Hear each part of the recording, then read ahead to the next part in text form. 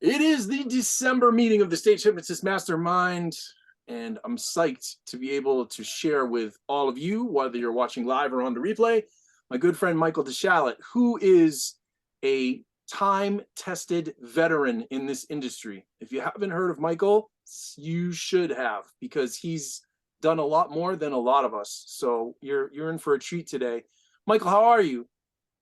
Good, man. So that translates to Michael's old. I tried to not Michael's say old. it, but now Michael's that you old. did, yeah, you're old. That's what. Michael is 57. Michael's 57 now, so that's what it is. Yeah, yeah. How old were you when you got started? I've been doing stage hypnosis for 20 years, magic for 30. So yeah, freaking long time. I started late. I started late, really. But and I guess this will be a lead-in sentence to what we're talking about today. I started late, but I figured out the niche right away. Yeah. Because there was a few things that I did before stage hypnosis and magic that kind of helped me to gain the market places that I work in, because I was sort of working in those before these fields. Okay. Does that make sense? I don't know if that. No, I'm just But mumbling. you got Again. into magic Here we first. go. Say that again. I'm sorry. You got into magic first. Yeah, I got into magic first. About 30. This is my 30th year. So 30 years ago, got into magic first, and then did that for about 10 years, and then got into hypnosis. Ironically, after I just spent like $7,000 on a new trick, on a new illusion, and the same day that I brought it home from air cargo, a magic magazine showed up in my mailbox, and I opened up to the centerfold, and there was a trick advertised, or no, I'm sorry, it wasn't a trick. It was the Jerry Valley Ultimate Stage Hypnosis Seminar ad was in there, and I go, man, I want to be a hypnotist too, and so there you go. That's what it was. Started. Literally just seeing an ad is what got you started. That's what it was. That's what it was. Yeah, and then I called Jerry, and Jerry's like, just give me your credit card number, sign up. I'm like, okay.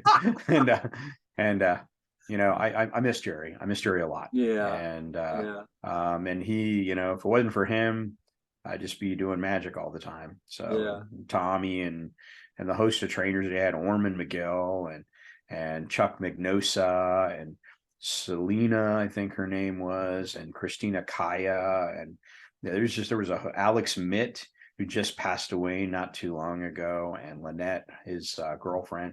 I mean, all those people were my mentors and inspiration to do this, or they just really gave me bad information and led me astray. I'm not really sure which one it is. I'm pretty sure it's the former, not the latter. You should do this. It's fun.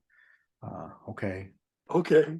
Well, this is why I wanted to talk to you, though, specifically for this meeting, because everyone's story is a little different, but there's this common theme in hypnotism, in stage hypnotism, of magicians who start with magic first and then add hypnotism. And then sort of the other slightly different version is there's some magicians who then add mentalism, who then add hypnotism. Right. So I know that that's a path that actually quite a few stage hypnotists take. And I wanted to get more of a sense from you of like why does that happen? What do you think that's all about? I mean, it's really common. Yeah, and I will tell you that there's two main reasons. One is the reason I did it, because I had no idea how much money stage hypnotists could make doing this, right? I was at the time a magician, and I was doing $300-$500 shows, something like that, right? Which was decent money. If you do a bunch of $500 shows every month, that's good money. And you think about it, there's no shame in that, because $500 is more than you make sitting at home watching television. So, and to do what we do as magicians, it's not hard.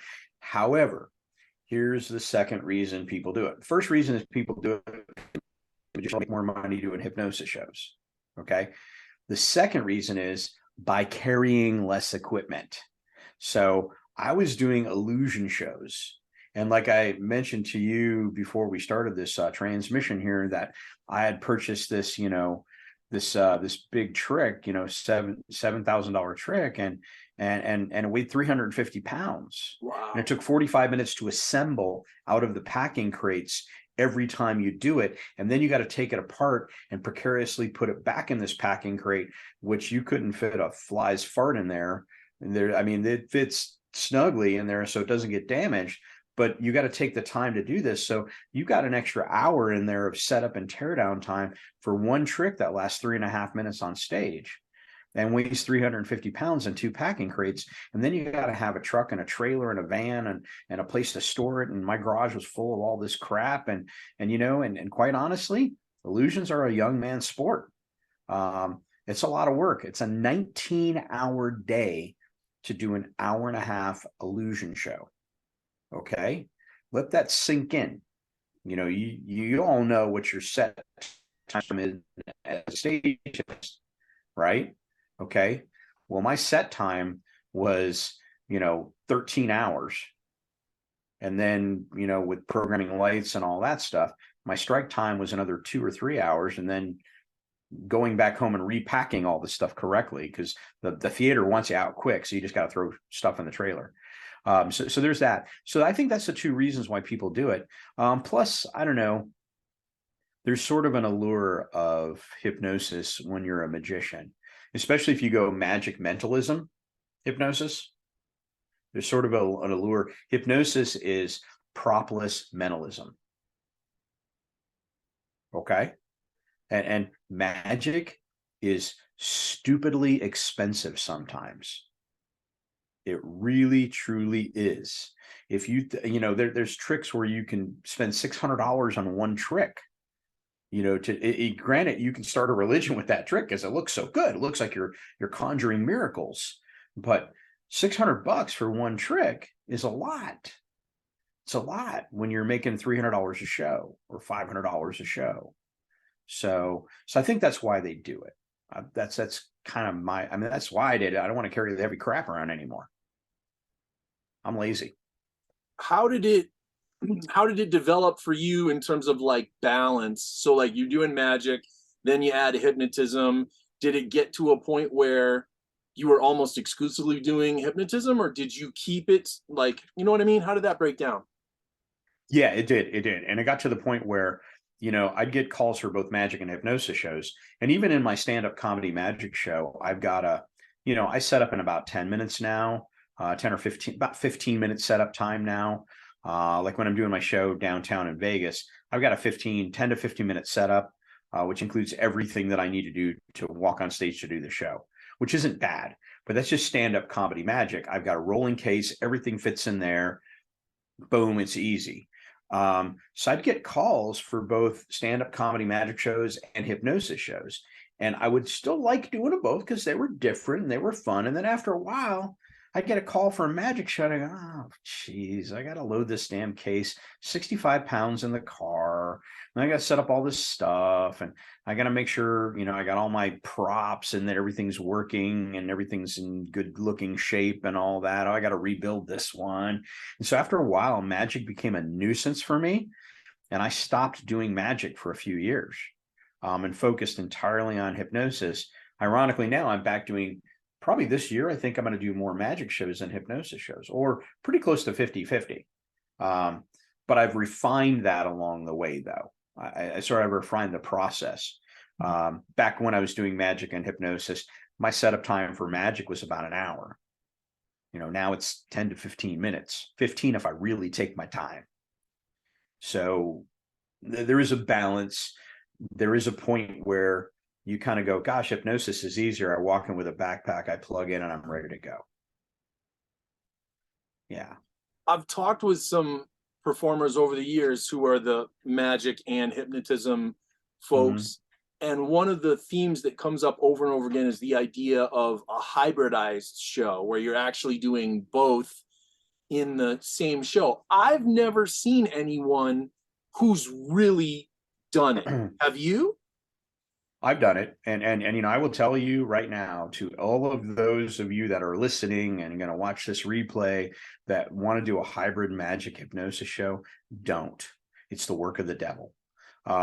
It can be, because there's a really fine separation in what we do. Okay. Now, I say that in jest. I wouldn't say don't do it. I've done it. I've done it on request when they want a really long show. They go, yeah, we want like a 90-minute show or 100-minute show. And I'm like, okay, I can throw in some this and that. Or they go, can you do some magic and then do some hypnosis? Well, if you listen to even the way I said that, can you do some magic and then do some hypnosis? Magic sounds like, hey, look at this, you know, and then do some hypnosis sounds serious, right? And I think that's what we have to be aware of, is that magic is a trick.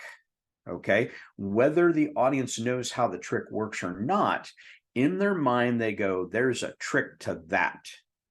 Now, hypnotists, how many of you at the end of your show would like the audience to say, oh, there's a trick to that?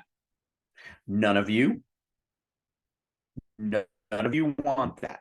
Okay, so you have to have a very defined division in your show that says, okay, we're done with the tricky. Now we're going on to the real stuff. Okay, that's just my opinion. Now, my magic and hypnosis show combo is more, it's less magic and more mentalism hypnosis, mentalism and then hypnosis. But still, people go, that's a trick.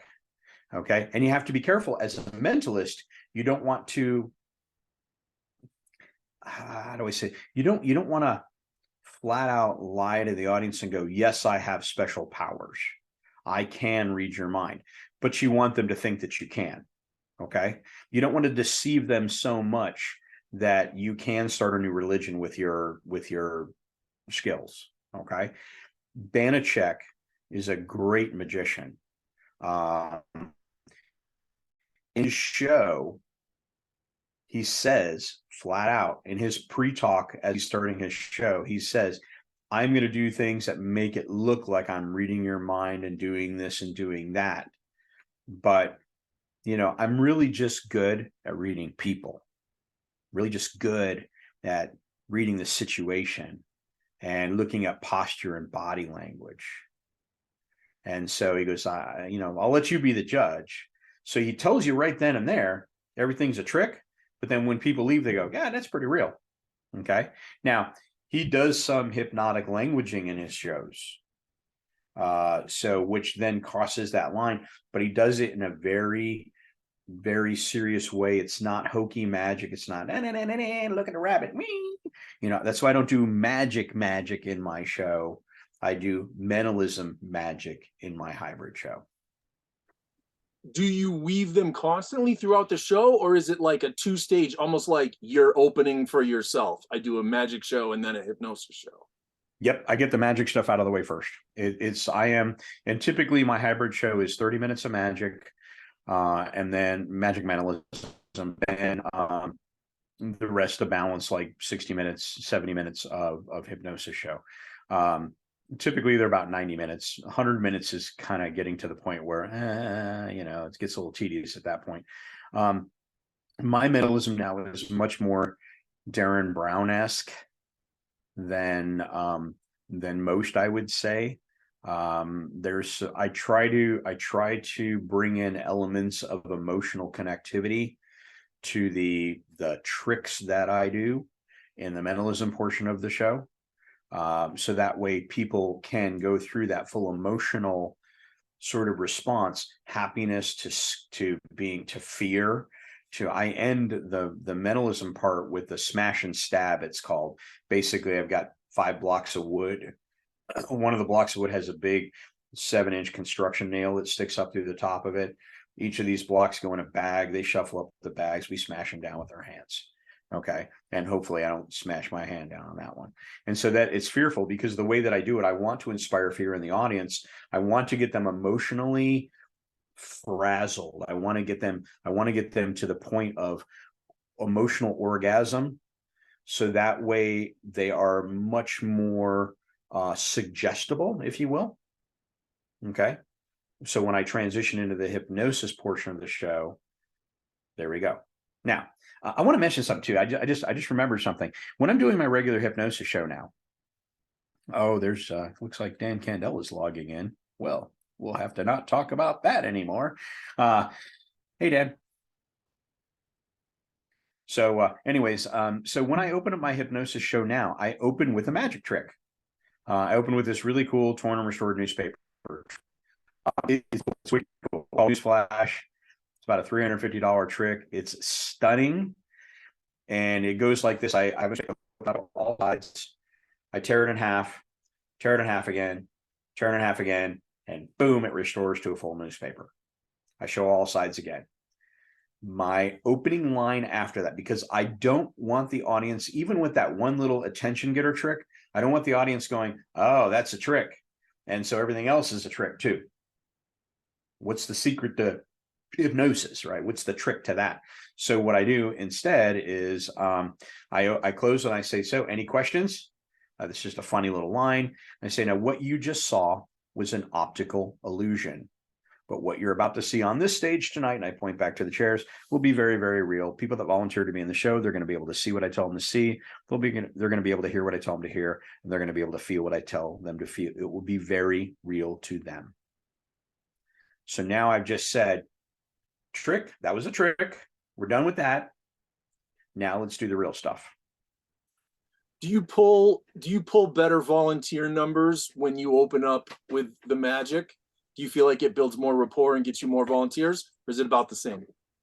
I think it's about the same. I haven't noticed any major difference in volunteerism. Not even with like corporate audiences or anything like that. I think it's pretty consistent, because people who want to volunteer, they're going to volunteer. And if your show's promoted correctly, of course, they know that a hypnotist is coming. So they want to volunteer. They have a preconceived notion to volunteer. If they don't, I don't think doing any magic or mentalism is going to convince them. If anything, I think it could sway them from wanting to volunteer, because then they might go, oh, this guy's going to get into my head and read my mind now. Even though I carefully word in my pre-talk, when I transition from mentalism to hypnosis, that, I'm not going to read your mind up here. I'm not going to make you do stuff you don't want to do, the blah, blah, blah, blah, blah, talky stuff that we all do. Okay. So again, got to do that separation. Yeah, that makes sense. All right, cool. Let's shift a little bit. Let's talk about the other thing that I think you've done really well that not necessarily everyone in our industry has, is for years and years, I've heard you talk about these conferences that you get booked at time and time and time again. And I think that's a really interesting, we're all looking for niches that we can plug into. And of course, it's awesome to have great rebook rates, which you do. Tell us about, how did you first discover these types of, and maybe we should even define, we're not talking big corporate conventions, right? Aren't most of yours student conferences? Yeah, most of mine are student conferences. However, there's some trade shows that I work year after year after year too. Okay. And they're industry conferences, I guess we'll call them. I don't know what the latest buzzword is and all that stuff. So industry conferences, I guess, is probably the closest thing to describing them. So, working with, pet first aid and CPR people, pet sitters, pet walkers. I do conferences all the time. I think we do a conference for like a hobby group like that. I say hobby group because these people make a living doing it, but for most of us, we'd go, oh yeah, dog sitting, that's kind of a hobby thing, or photography, or fishing, or rodeo people. People make a living at that stuff, and a really good living. But for us, it's sort of like, it's like magic, right? Magic's really a hobby that I figure out how to make money at. Okay, it's not like a real job. For crying out loud, I can't have a real job. I don't play well with others, but yes, a majority of it, probably about 75% of it, is school based. And that could be high school or college, because there's a lot of groups that have now drifted into the college market that used to just be in the high school market. I'll give you an example, like DECA, Distributive Economic Club, what it stands for. So DECA also has college divisions now. And so kids that were in DECA in high school that wanted to go in like the marketing professions, they move on to college. Now there's DECA chapters in colleges now too. So you're seeing, you got both the college and the high school market. Middle school, not so much. But then there are conferences for students and there are conferences for teachers. Just last weekend, there was the national CTSO, which is like career and technical ed stuff, conference here in Las Vegas. And I there. I didn't perform at it, but I knew people who were there and ended up booking 3 shows. So, because I invited some people to come to my show in Vegas, my show in downtown Vegas. And so they did. And afterwards, we kind of chit chatted and they go, yeah, we want you to come to our conference. It wasn't hard at all. So in a lot of these conferences, like you said, Paul, I've been doing year after year after year. My rebook rate is 100%. Working with schools, teachers don't like having to plan all of this stuff. And when I say teachers, I mean high school administrators, state administrators. They don't like planning conferences. Teachers, educators in general, are not conference planners. They are educators. And so when they have to put on a big conference, for any of these school organizations, it's not their specialty. Their specialty is education. And so they can use our speakers, which we'll talk about that in a minute. But they don't like even trying to book entertainment. So a lot of these groups I've worked with for 15 years or more. Because every year I'm back. I mean, that's a lot of recurring revenue. I think that's the important thing for people listening to keep in mind is, like, you think, oh, but how do I find them and all the legwork? And you go, yeah, but isn't that, 15 years of rebookings. That's awesome. Yeah. And let's double that, okay? Because their conferences are not just one a year. Really? They do a fall and a spring. Now I just doubled the income. Now we got to talk about this, Paul. You didn't know that we were going to talk about this, but we're going to talk about this. All right.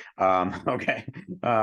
Because one of the conferences every year, I do my hypnosis show. Well, it's going to be the same kids at both conferences. Same kids, same teachers, same advisors. Okay. Can't do a hypnosis show twice a year. Nothing, no new information, right? Not good. Even though our shows are entertaining, but they don't want that. So the other conference, you got to do something else. Okay. And I'm not talking about another form of entertainment like magic. I can't do magic in the fall and, hypnosis in the spring, because again, it's a show. They want something that has educational content, that has value and meat to it. So, what could we possibly do? Let's see. I don't know. We use the power of the mind. Why don't we talk about the power of the mind? Okay. And I say that kind of kidding a little bit, but obviously if you say, I'm going to talk about the power of the mind, they go, yeah, we've done that before. Okay. So how do you spin it? How do you package it? How do you sell it as something different other than just the power of the mind? Well, I have a couple flagship presentations that I've done year after year after year at these conferences as a breakout session, because they want that one year after year after year after year. But then they also want something new too. It's like speaking at a hypnosis conference. They want something that works really well, that you've done before, that they know it's a good presentation, but they also want you to do something new too, to keep it fresh, right? A new technique or a new method of marketing or whatever. It's the same way with these school conferences. Same way with every conference. They want some good, solid stuff that works, and they want fresh material to keep their listening audience, to keep their audience engaged and coming back year after year after year. Because they always know Mike DeSchalit is going to be talking about his thing, Unleash the Power of Success. And then he's going to throw in something which we have no idea what he's going to throw in this year, but it's going to be good.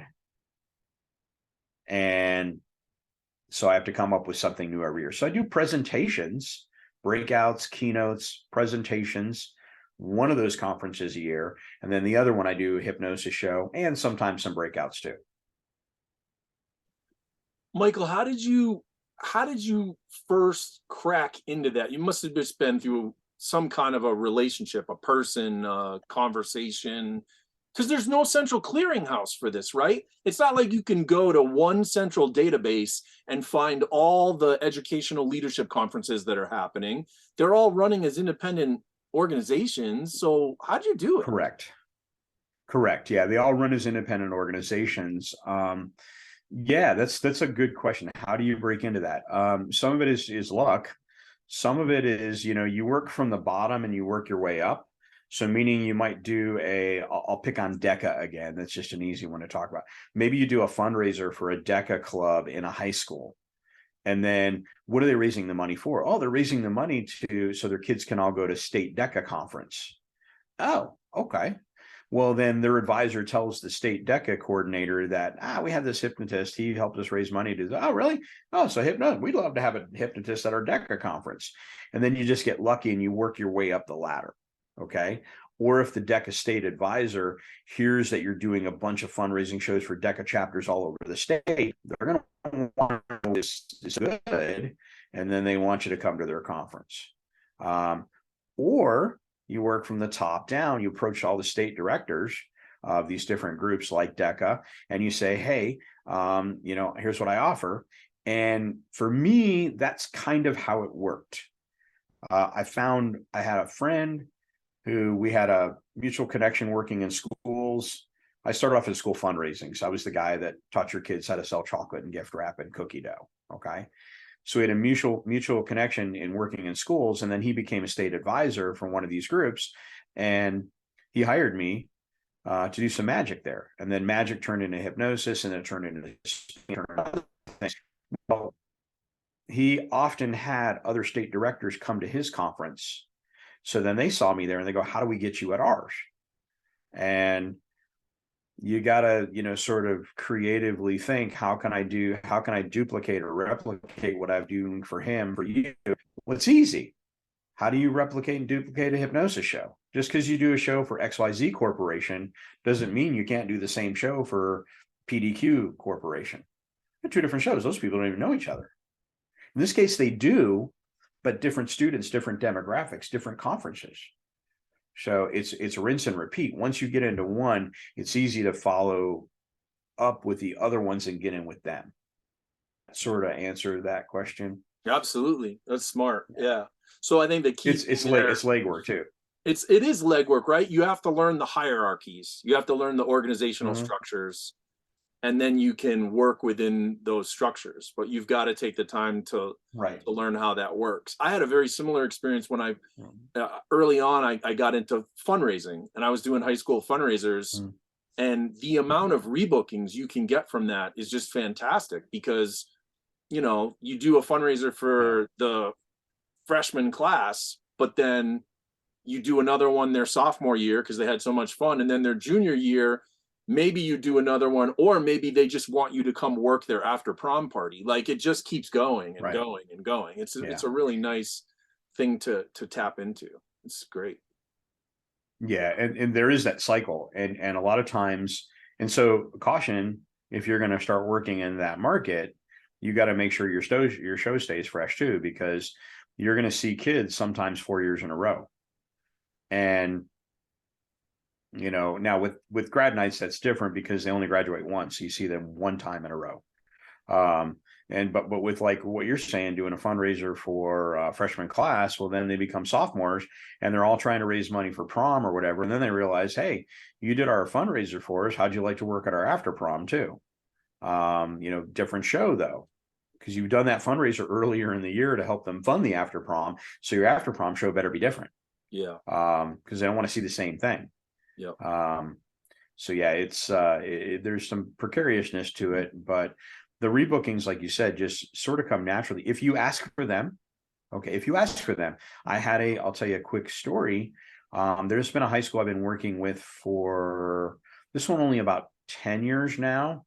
I came on, they had another hypnotist before me, but he was doing some inappropriate things, and so they didn't. And it wasn't like horribly inappropriate. He was having the guys take off their shirts and then try to put them back on, but they didn't know how to put their shirts on. That funny routine. It's a funny routine. But they didn't want their boys to take their shirts off. And they told him that, and he still did it anyways. So listen to what they tell you. Don't do stuff that they tell you not to do. Okay. So I got this booking sort of late on. And so I've been working with them for about 10 years now. But every year at the end of the show, I got the coordinator right there, and I go, hey, we save it the same day next year. And she goes, yep. I go, okay, great.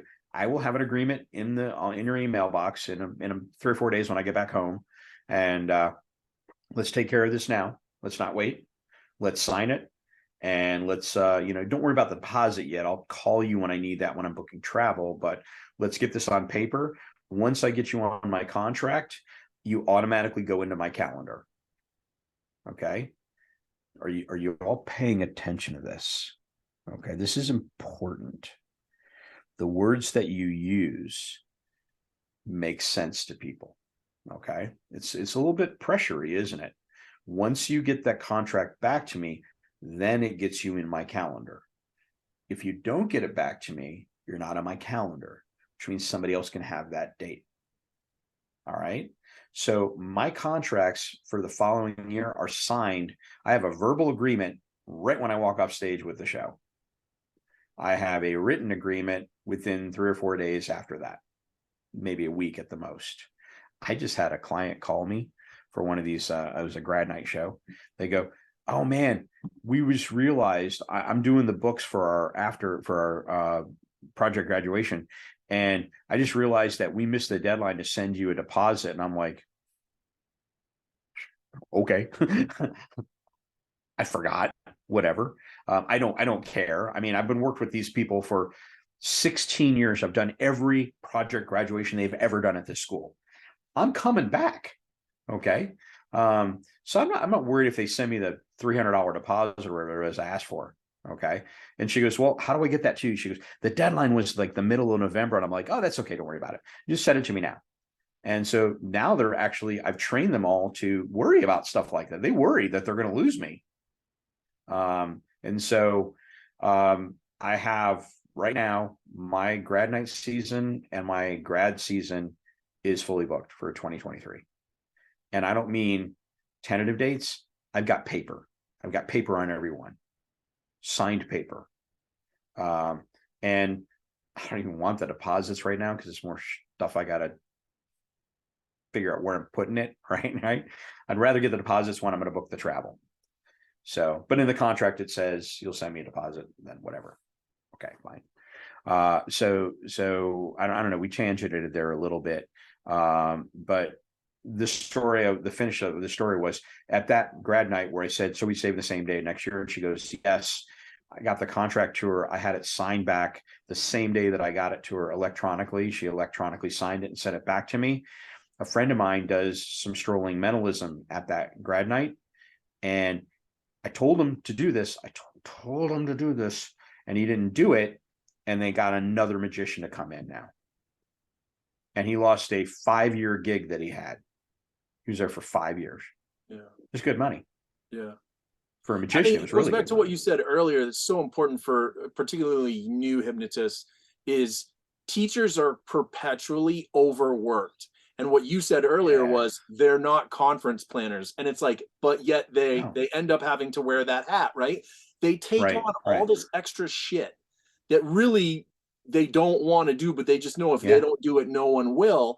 And the result of that, that's awesome for us, is they don't have the time and the energy to do a lot of exploring and searching for service providers. So if you can go in and do a good job, they would much rather just rebook with you for the next year and know they don't have to look for something to replace you. They really want. Absolutely. Yeah. Yeah, absolutely. And Paul, you were an educator before you became a hypnotist. And when I say this fondly to educators. Educators are the most overworked and underpaid people on the planet. Okay. And they have to put up with a bunch of shit in the classroom now. Okay. Mm-hmm. So on top of all of that, now you got to figure out how you're going to book entertainment for the after prom or for the freshman class or whatever. And I say this fondly. I don't mean this disrespectfully to any educator out there. Educators are not business people. Yeah, okay. It's true. They don't work on the same calendar we work on. As an educator, your calendar is Monday through Friday. Saturdays and Sundays don't even exist on your calendar. And it's from 7 a.m. till 4 p.m. That's your calendar. They don't understand anything beyond the scope of that. And that's okay. I mean, and again, that's not said disrespectfully at all, because that's when they work. That's their work schedule. Okay. Now we know though that teachers, educators, they work weekends, they're lesson planning all the time. They work till midnight. They spend money out of their own pocket, for their classrooms. We know all top of that. So, but they focus on this calendar. So even a lot of educators aren't even really good at responding to business emails, because the only emails an educator gets is from the principal or the district telling about some new stupid policy they got to adhere to. And they hate those emails. So they let them sit in their inbox as long as possible until they have to read them. That's why you don't get a lot of response quickly with emails from teachers. You got to go to the school. You got to get them on their planning hour. You got to talk to them in person. But the advantage of that is teachers are really easy to sell to, because like you said, Paul, they're looking for the easy solution. Not that they're lazy. They don't have time to interview 10 hypnotists. They don't have time to watch, 10 3-minute promo videos. You came to their school, you talked to them, you seem like a nice guy, and you fairly have most of your senses. So we'll just hire him. Now you better deliver and do a good show though. But because if you don't, they will fire you quickly too. Right. But like you said, once you do a great show for 1 year, they don't have to go hunting again. They don't have to hunt ever again. Yep. So yeah, it's just a re-sign, automatic re-sign. I got schools that sign 6-year contracts with me. Wow. They don't want to worry about it. I'm like, okay, Yeah. whatever works. Yeah. All right, buddy. Yeah. Listen, we're over time, and I want to respect your time. So thank you so much for sharing your perspective on those things, and I just appreciate you, and I'm glad you're here in our world. Thank you so much. You got it, man. Well, thanks for having me, Paul. I appreciate it.